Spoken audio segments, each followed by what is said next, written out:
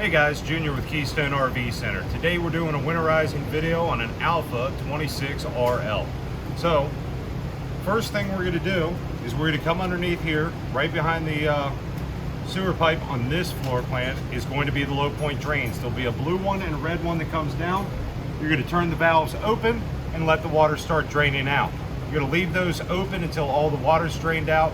You're not going to start pumping antifreeze until you've closed these valves, but you need to get the water out first. So, let's start. So the next thing we're going to do is we're going to drain the hot water heater. First thing we're going to do in that process, we're going to hit the pressure relief valve. Now, if you've been draining your fresh water through those low point drains with them still open, you may hear more water run out. Got a load of water there. We know the pressure's released. Then we can just spin this little plastic nut off down here at the bottom. That's our low point drain. Staying clear because it is going to spit out some water. I don't think anybody's going to mind because if you can't tell, it's 105 degrees out while we shoot this. Why? Because one of our customers purchased this, one of my customers purchased this. They wanted to see how to winterize their unit. I told them to make a video. You have the pressure relief valve closed, it kind of chugs out. If you open it, it kind of runs out a lot faster. And I'm going to have to mop up Jason's bay after all this is over.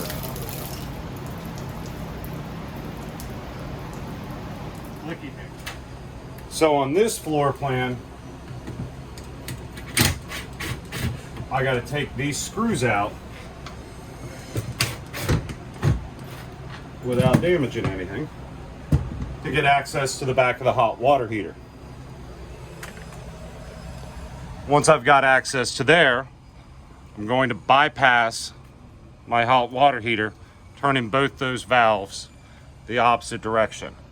What that's going to do is stop the cold water from coming in, run it up through here, stop the hot water access to the hot water heater, and route it through the hot pipe.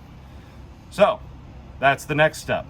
Now, me personally, if this unit's not moving anymore, I'm going to leave these valves just like that and the door off. Regardless whether the unit's moving, leave these valves like that. You're taking the hot water heater out of the circuit. That way we don't get antifreeze in it. Next, onto the water pump. Be sure to close your fresh low point drains before moving to the next step. Be sure to close the low point drains before you start this next step. This panel is right beside the shower down on the bottom here. You're going to locate the water pump. Okay, the side with the little globe on it. Let me try to pull some of this stuff out of the way. See this little plastic globe here will have a valve coming off of it right down here.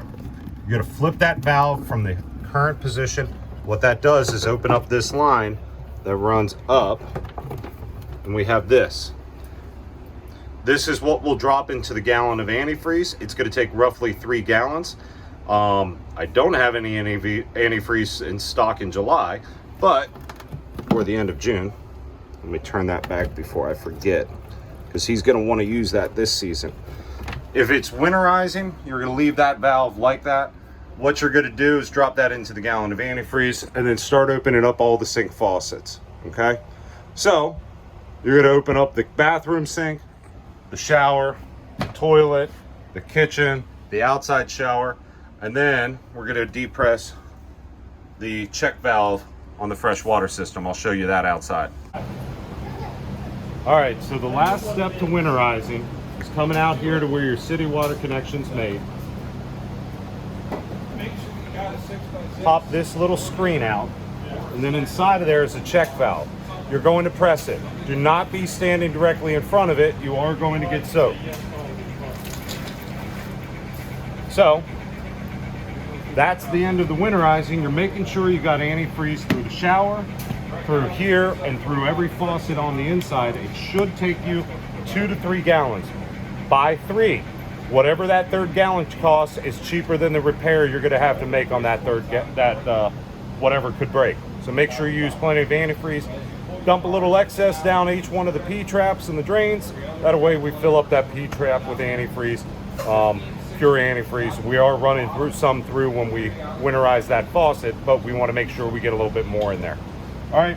Any questions, comment down below. I'll try to get back to you as quickly as possible. If you purchase your RV from me, I do crazy stuff like this, like winterize the unit in July. I love it. All right, guys, have a great day.